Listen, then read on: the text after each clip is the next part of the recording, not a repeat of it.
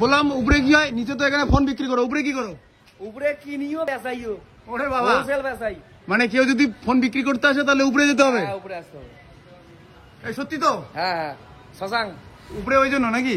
হ্যাঁ গাইস সত্যি। আর নিজে ফোন কিনতে পারবে উপরে, যে কোনো কাস্টমার এসে সেল করতে পারবে। ব্যাস 500 টাকা কমাই দেবেন, সেই 500 টাকা বেশি করে আবার নিচে নামাই দেবো মোবাইল, 500 টাকা লাভ করবো। ও বাবা করবো না, এতগুলো স্টাফ স্যালারি দেওয়া লাগবে না। সত্য কথা, একদম খোলা মেলে ব্যবসা। আইসো আইফোন, এগুলো জলে চুপবাইছি একটু আগে, মানে ওয়াটারপ্রুফ টেস্ট করছি। ওকে বোন ওকে। আরে বিক্রি করতে আসো, কিনতে আসবে না এখন, এখন উপরে বিক্রি করতে আসো। কি কথা খারাপ? কথা খারাপ? কথা ঠিক।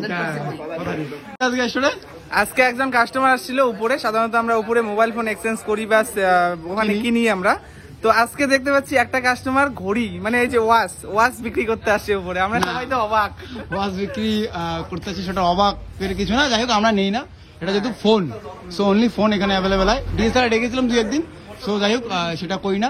কিন্তু কাস্টমার ডিমান্ডে তাও আবার মোবাইল ঘড়ি রাখি। হ্যাঁ, তবে সাধারণত আমরা মোবাইল উপরে কিনি। তোমরা যদি বিক্রি করতে চাও উপরে অবশ্যই যে কোনো ফোন নিয়ে আসো, যেগুলো ওকে সেগুলো নিয়ে নেবো। ক্যাশ দেবো, ক্যাশ দিয়ে আমরা মোবাইল নেবো। যদি চান আপনি নিচের থেকে আইফোন নেবেন, অ্যান্ড্রয়েড দিয়ে সেটাও করতে পারেন।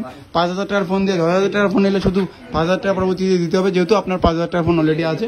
যাক, এক কথা বুঝতে পারছেন, আপনি বোকা নন। আপনি আসুন আমাদের ফোন বাজারে, প্রোডাক্ট এবার সেল করতে, আপনি নিজে সেল করবেন। কেননা এখানে সেল বিক্রি কেনা সবকিছু হয়, এক্সচেঞ্জ সবকিছু হয়।